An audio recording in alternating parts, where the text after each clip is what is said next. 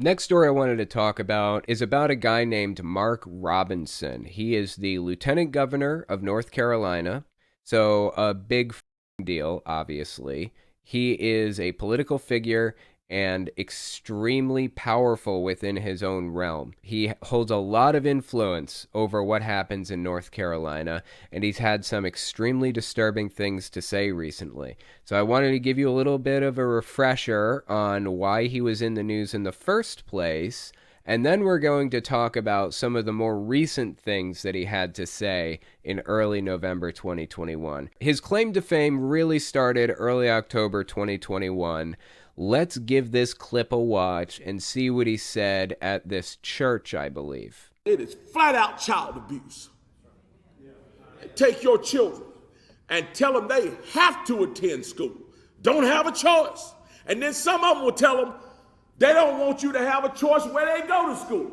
You have to send your children here to school. Okay, this is all like bizarre Republican talking points. I don't know why he's getting so worked up over this stuff, but you always have a choice in where your kid goes to school. Always. And you always have. If you don't want them to go to the school in their district, you have the option of homeschooling them or hiring a private tutor to do it for you or sending them to a private school. That's always been on the table. What he's saying right now is actually a lead up to a larger argument that he's about to make, but I want to poke a hole in this premise before he even gets there. What he's saying is ridiculous. Then when they get there, what do they teach them? Teach them a bunch of stuff about how to hate America. Teach them a bunch of stuff about why they're racist. Now, I never learned any of that stuff in school. I'm not even sure what he's referring to here. But again, he's trying to reinforce the idea that basically kids are forced to sit down and listen to somebody say all these very specific things to them. And to some degree, I guess that's true. Like, you are legally required to teach your kid a certain level of math skills. They have to have certain level of math skills and science knowledge, social studies knowledge, and things like that by certain ages. They have to take state testing to ensure that the population is at least literate. I mean, these state tests are pretty comprehensive. In most places, at the very least. Teach them a bunch of stuff about transgenderism and homosexuality. I'm saying this now, and I've been saying it, and I don't care who likes it. Those issues have no place in a school.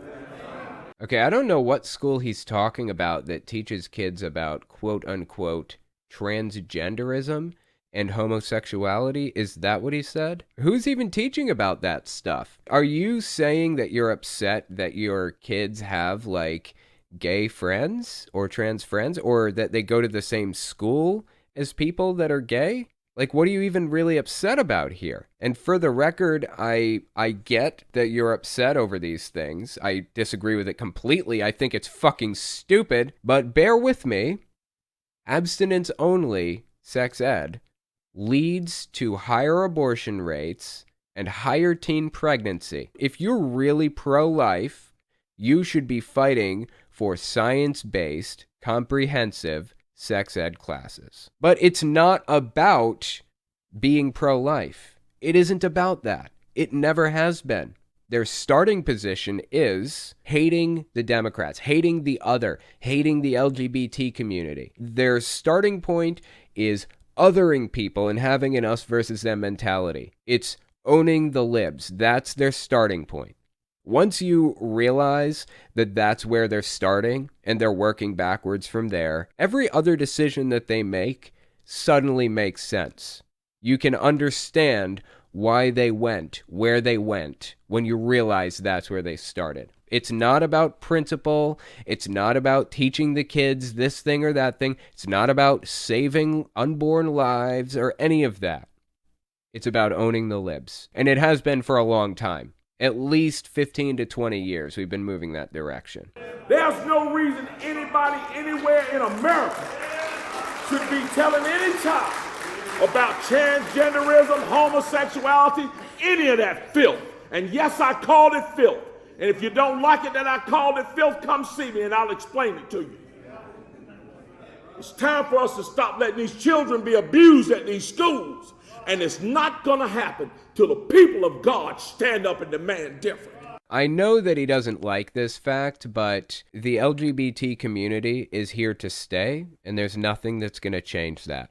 There's nothing that's going to change it. So you're just going to have to get used to it. I know he hates that, but that's what it is. The LGBT community historically has dealt with being beaten for who they are, being shunned and mistreated and bullied and banned from marrying each other. They were treated like pariahs throughout history. And here we are. That stuff still happens to some degree, more than it should. But we have moved to a more tenable situation than we were in the 1950s. Society progresses. Conservatism is a losing position because society changes. That's the nature of it. If you want to conserve the past, you are, by default, holding a losing position. The moral arc bends toward justice, to quote Obama. We will move in a more progressive, positive direction. We may take a few steps back on our way there, but we will move toward progressive, good solutions, always. Look at where we are compared to 200 years ago, compared to 150 years ago, 100 years ago, 50 years ago even, 25 years ago. We have made progress over the years. It will happen. I know sometimes this shit seems discouraging, but we will make progress. Don't let yourself get down when you hear shit like what this guy had to say. Anyways, I covered that clip before. That's not the reason that we were here. I just wanted to give you a little bit of a lead up to his latest clip. So let's give the latest one a watch. This one came out early November 2021. Check this out. Freedom, equality, courage. That's what this nation was built on. And our enemies share a whole different platform. They share a platform of tyranny, poverty, suffering. Did you notice what he said just now? Listen to this one more time. And our enemies share a whole different platform. Our enemies. Did you catch that? Our enemies. This is an us versus them mentality to the core. He believes that anybody who doesn't share his political views is an enemy. As he said in another clip, which I'll insert here in a minute, he wants to be a freedom fighter against the devil, quote unquote. I was born in L. Richardson Hospital to be one of God's freedom fighters. Bottom line, I was not born to make nice. That's why my mother named me Mark, after the God of war. Because I'm here to literally make war on the devil. And anybody on the devil's side, presumably. I'm reading into it, but that's what I'm assuming he believes based on the language that he uses. Warlike language, hateful, angry language. He starts from a position of hating his enemy, and he works backwards from there. Lieutenant Governor of North Carolina. They share a platform of tyranny, poverty, suffering. That's what they intend on bringing us so that they can stay in power and they can stay in control. Folks, these people are the enemies of freedom. They're the enemy. They're your enemies. And those politicians out there that may be listening to me, especially on the state and federal level, stop trying to get along with people who hate you. I said this earlier, and I'm going to say it again. I don't hate anybody for anything. When I hear people say disturbing shit like this, it seems painfully obvious to me that they need help. There is something going wrong in their minds that they believe this horrific, fucked up shit about their enemies, their supposed enemies. Why is this guy using warlike language and saying that the side that I'm on is filth and it's disgusting and all this stuff? He's saying it's filth. How do you justify that to yourself when you are calling people filth like that? The only thing they want from you is for you to disappear. They don't want to work with you. I would love to work with these people, seriously. I would love to work with anybody if we can get things done. It's just that his solution to the LGBT community involves, I don't know, them for sport. And my solution to the LGBT community is making them equal members of society in every way, systemically, socially, every single way. They should be equal members of society to everybody else. They should no longer be oppressed, systemically oppressed. So when he says, we don't want to work with him, that's inaccurate. I'd love to. If he would come around and accept that the LGBT community is just as good as any other person out there. Like, every member of the LGBT community is just as good and capable and intelligent and worthy as every other person out there. Instead, he's sitting here calling them... They want to work with you long enough for you to turn your back so they can cut your throats. You know, that's kind of the nature of politics, honestly. Everybody is out to cut everybody else's throats, just to kind of step on their face and get a little bit higher up. And that's horrific and wrong, but that's the nature of politics.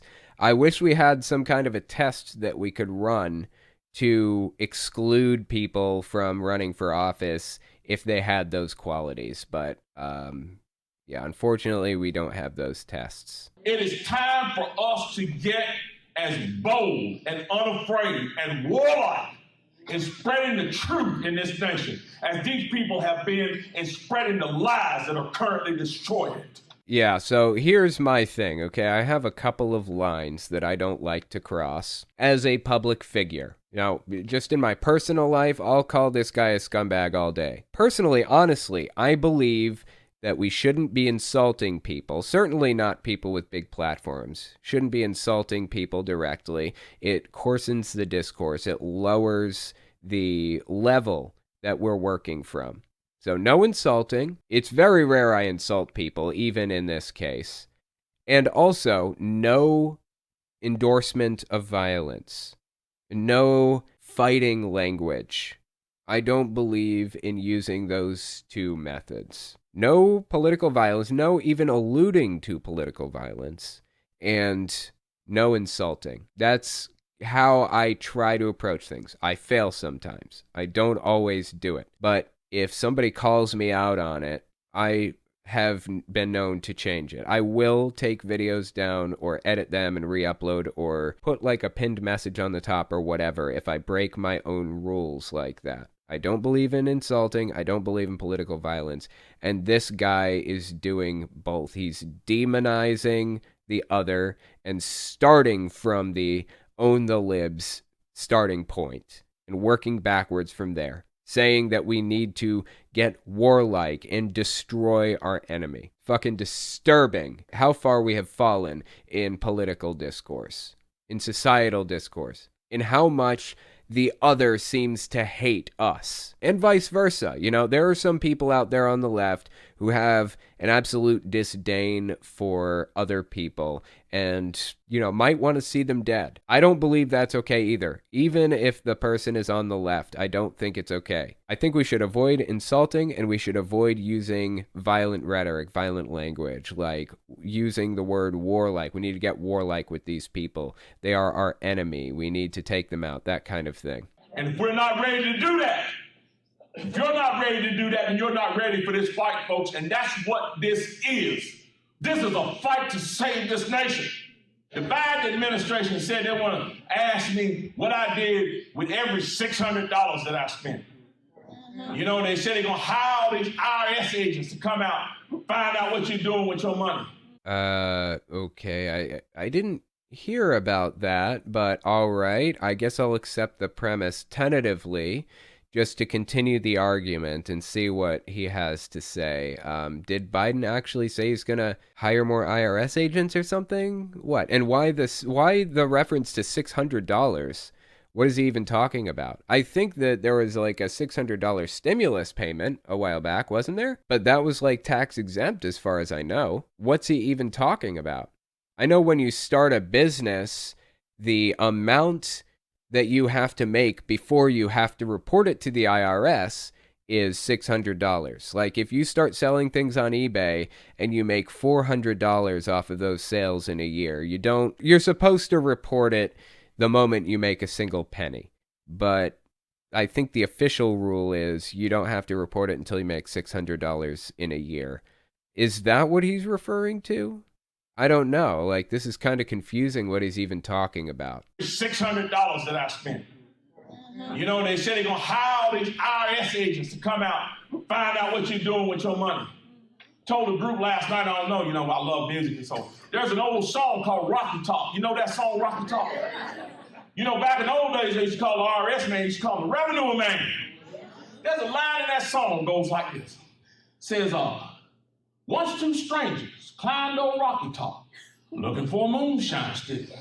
Strangers ain't come down from Rocky Top. Reckon they never will.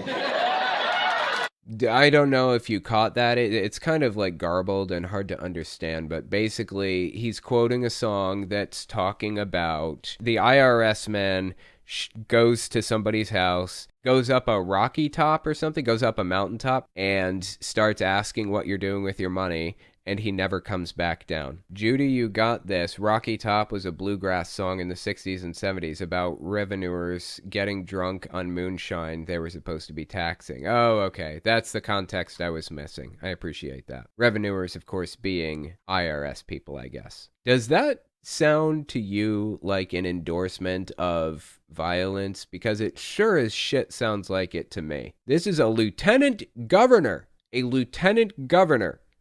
of North Carolina doing this shit. What the fuck is going on in this country right now? People clapping.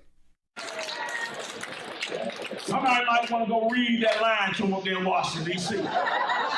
Some folks in this country ain't friendly like I am.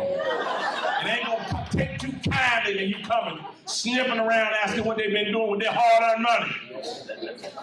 This is straight up endorsement of political violence. That's what this is. In my opinion, this should be illegal.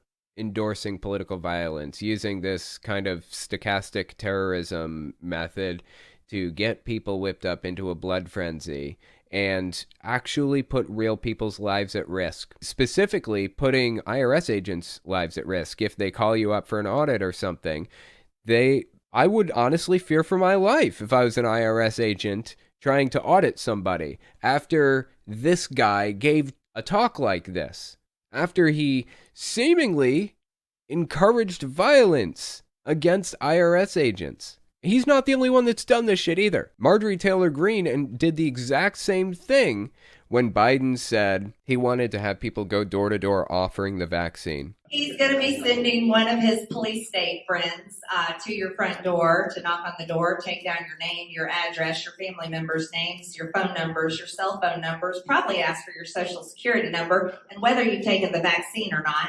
Yeah, well, what they don't know is in the South, we all love our Second Amendment rights. And we're not real big on strangers showing up on our front door, are we? This is a disturbing level of political discourse at this point. A disturbing level. They talk about $600. Come and ask me what I did with my $600. Please, come ask me. You stand in my door. What did you do with that $600? I bought ammo.